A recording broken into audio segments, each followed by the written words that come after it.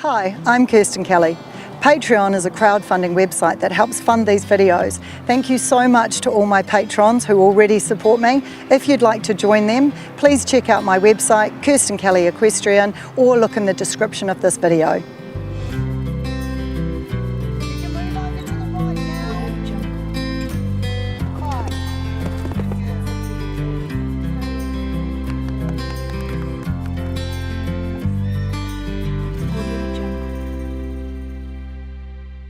In this video, I'm going to look at the aids and how you apply them.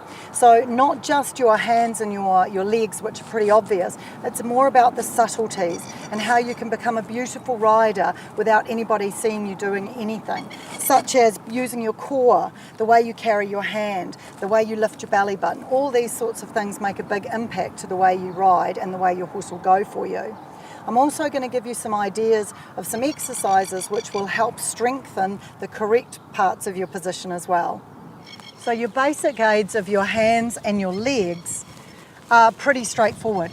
I've already done a video purely on the hands because there is so many different ways that you can use the hand, with an opening, a lifting, a squeezing. So if you'd like more details on just purely the hands, check it out in the description below. There's a link there.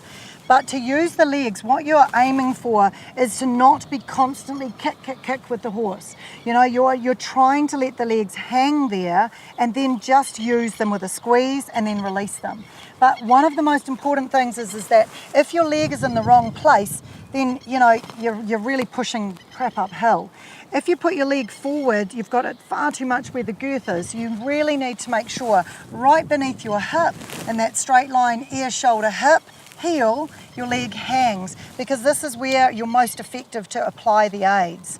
And always remembering, close the leg and squeeze them, but if the horse doesn't respond to that, give it a sharp boot so that then you're not constantly squeezing stronger and stronger, kicking harder and harder. Try to use one aid and then try to be able to take the pressure off. Now, the other things that people don't often think about as much is that, every other part of your body is really helpful. So the thigh, when you've got a horse that keeps going a little strong, then instead of constantly having to adjust with your hand, being able to squeeze your thigh. So I want you just to practice now, Claudia, where you close your thigh together and it's a squeezing. Feel how it feels like you squeeze the wither up. So if the horse becomes strong, one of the things you can do is squeeze the thighs to encourage him to wait. And it helps this wither rock back a little bit more. The next thing when we move up is your core. So we talk about the obliques here. So when you think about that core being engaged, think about the obliques here and think about if I was to touch them and you wanted them to feel firm, that's you make them taunt. So that's that feeling there. Yeah, make them taunt, and that is your pressure. Also, when you use your core to slow the horse down, it's engage the obliques, but then also it's kind of like a bearing down in your center. So you feel like you bear down a little, and that encourages the horse to compress the stride and come slower. The other thing is your belly button. People don't think about your belly button. When you're cantering, if you think, roll your hip, lift your belly button, it encourages you to use your hips in that really nice elastic way, and it keeps your body engaged from your core and through your center. And the other thing is your chest. If you keep thinking about lifting your sternum, you can feel how it broadened through your shoulders, so it gives you correct posture.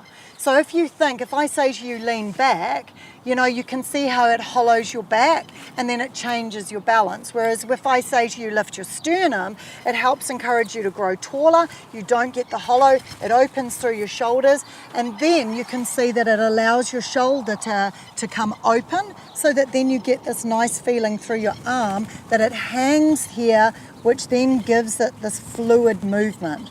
Really, the best advice I can give riders about the hand is that if the elbow moves freely from the top of the shoulder, the hand will be gorgeous. If it rides like this, which is immediately tensing these arms here, you immediately get a jammy hand and the horse will then respond to that. So it's this fluidness here, the softness that moves, yeah?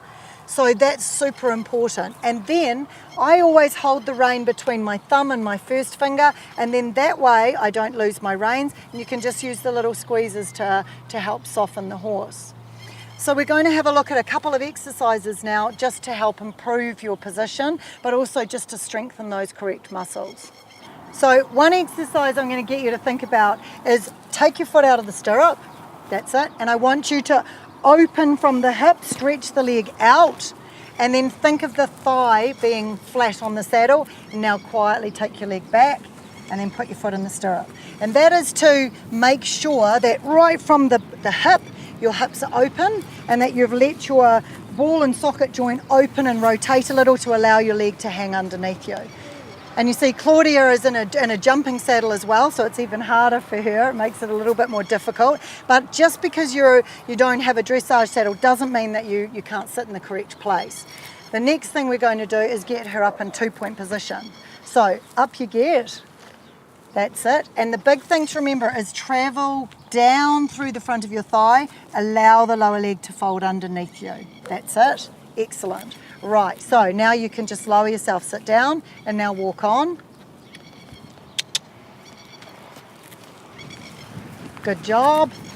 And so when you're looking at strengthening your position, if you're doing the exercises in the trot and the canter, there's a lot more movement. So make sure you start in the walk to really get that strength. Hop up and show me a little hover in 2-point. Now people often think that 2-point is purely for jump riders, but it's actually every time you rise to the trot, you are in a bit of 2-point. So you need to make sure you feel balanced. So right off, you can see how your ankle is a little braced instead of just feeling like you just hover on your thigh a little. That's it. So the best way to engage the core and build strength is sitting trot. So what I want you to do now is I want you to put the reins in one hand. That's it, and I want you just to use the outside hand and just sit it on the wither.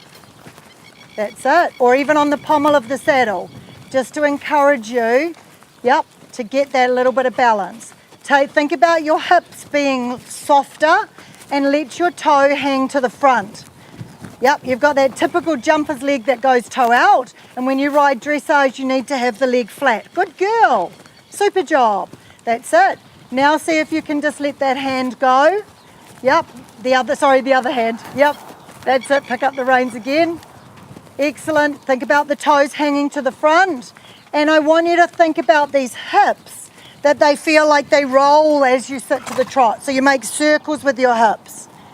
That's it. The other way is to think that you're riding a bicycle backwards. So you bike like this. And then that encourages you to use these hips a little bit. That's it. Now you can put both hands on the rein. Good girl. And then we're going to go back to the walk.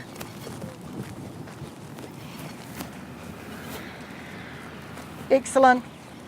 And then we'll just go to me. So the best 2 exercises that you can do to improve the muscles you need for dressage are by doing a little bit of 2-point to make sure that you can hover in a really nice balance, and then the opposite, which is sitting to the trot, which encourages that feeling of really getting that strength in your core and making sure that you can sit with ease and with that feeling of being able to keep your hips nice and soft.